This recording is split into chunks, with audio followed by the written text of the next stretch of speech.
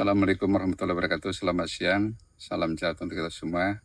Saya perkenalkan, saya Ashar sebagai Ketua KUD Bina Catra di perusahaan PT Sampurna Agro dan di kelompok Tani 57. Dan hari ini kami berada di kebun petani plasma dalam binaan Sampurna Agro.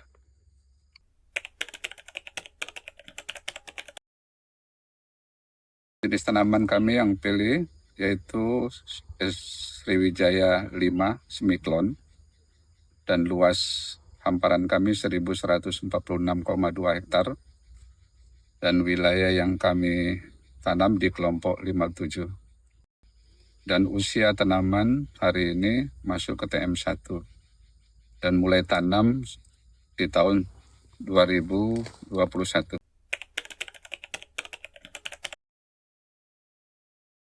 Pada usia 30 bulan kami sudah mulai panen dan produksi rata-rata per tahun 1,2 dan BJR-nya 7,6 dan jumlah produksi yang kami di tahun ini 16.000 ton per tahunnya dari seluas 1146,2 tadi.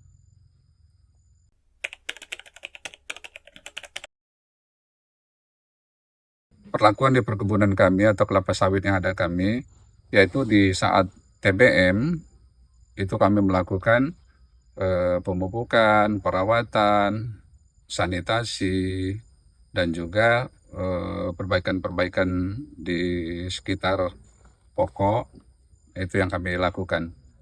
Untuk TM1, yaitu kami menggunakan pemupukan, sanitasi, pengendalian hama, pengendalian gulma, dan juga kami melakukan pruning.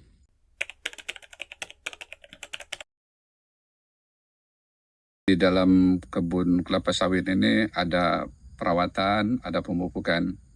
Dalam perawatan untuk TBM, pertama ya basmi rumput, baik jalan setapak maupun piringan itu dilakukan 3 bulan. 3 bulan nanti posing rodalis 1 tahun, kami melakukan periodenya 4 kali untuk membasmi rumput-rumput ini herbisida di dalam TBM. Dan pemupukan kita sangat perlu sekali tanaman kelapa sawit dipupuk. Nah, pemupukannya di TBM untuk kapur itu 2 kilo, Oria itu 1 kilo, TSP 1 kilo, ataupun RP dan boran 0,1 per batang. Itu di TBM. Tapi kita melanjutkan lagi ke TM, kita mempersiapkan TM, perlakuannya hampir sama. Harus ada perawatan, ada pemupukan. Kunci keberhasilan satu tanaman kelapa sawit, ada pemupukan, ada perawatan. Nah, perawatan kami tetap melakukan dalam satu musim, 1 tahun itu ada 4 rotasi. Karena tim untuk herbisida ini kami siapkan tenaganya. Jadi kami tidak mencari, jadi sampai 3 bulan kembali lagi ke di awal. Itu jadi untuk jalan setapak dan piringan itu terkendali untuk hama, untuk herbisidanya atau rumput-rumputnya. Nah, namun kita juga ada pemupukan. Nah, pemupukan untuk TM ini sangat perlu sekali karena menjelang untuk bobot daripada sawit tersebut.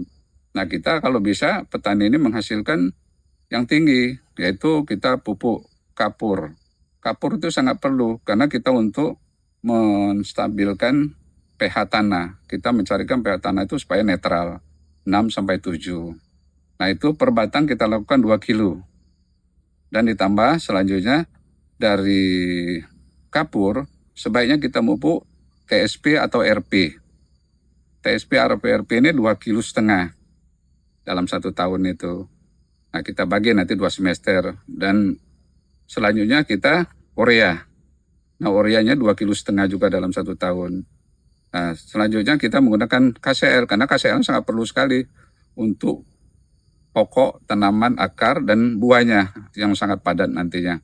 Nah, kita pupukan sebanyak 2,5 kilo juga untuk dalam 1 tahun. Nanti kita bagi 2 semester gitu. Nah, ditambah juga jangan lupa pupuk mikro ini borat. Nah, borat ini sangat dibutuhkan sekali tanaman.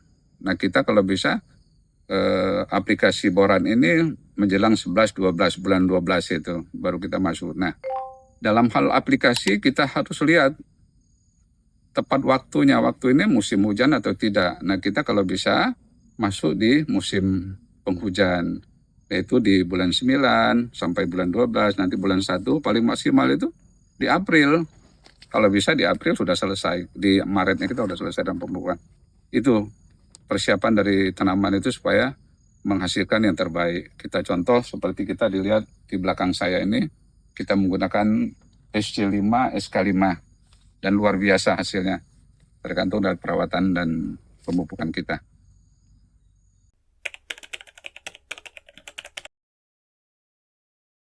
Kami sebagai petani atau pada pengurus KUD sangat mengharapkan sekali dengan bibitnya SK5 atau dari SJ1 sampai SJ5, tinggal memilih kita mau jenis yang mana, mau semiklon atau apa. Nah, kami juga berharap kepada perusahaan terutama BSM untuk mengembangkan lagi kelapa sawit ini dipertahankan, karena ini sangat cocok sekali di daerah-daerah kita yang seperti ini.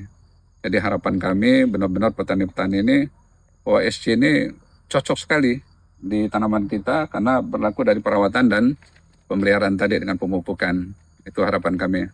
Kami mohon SC tetap bertahan atau BSM untuk mengembangkan bibit ini. Terima kasih pada BSM.